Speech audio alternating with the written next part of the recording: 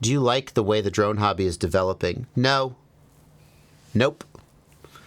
I mean, whatever. It is what it is. We live in the world we live in. And, you know, there's a perspective. There's a time to sort of sit in your feelings and complain.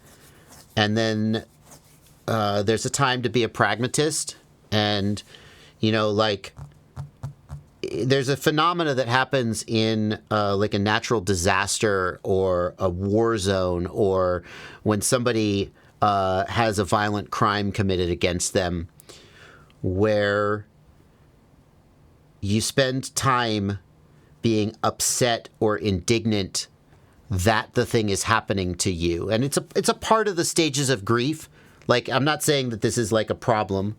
This is just how people's brains work and people's psyches work. You spend time being upset or indignant that the thing is happening, and that doesn't really help you address the situation. And it's a necessary part of processing, but it's a sort of a part of, you know, you sort of making your mind work again. It doesn't help you solve the problem. So, like, if you're a soldier and you're in a war zone and suddenly you start taking fire, you don't need to spend any time going, oh my God, is this really happening? What?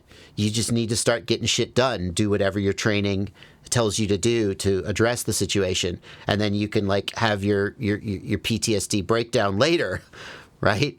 Not to trivialize PTSD, but, and I feel that to some respect, I feel that way about the FPV hobby right now. Like, there are so many ways, regulations coming down the pike, import bans coming down the pike. There are so many ways in which things are good, like the release of the O4 is so exciting because of the technology. The release of the Walk-Snail repeater is so exciting. You know, there's all kinds of interesting things going on. The Walk-Snail GT, there's all kinds of interesting things going on in the world of FPV that are positive and encouraging. And yet the trend overall is sort of discouraging. And so do I like the way it's developing? No. But then there's a part of me that's just like, okay, well, it is what it is. I'm going to try to make the best of it.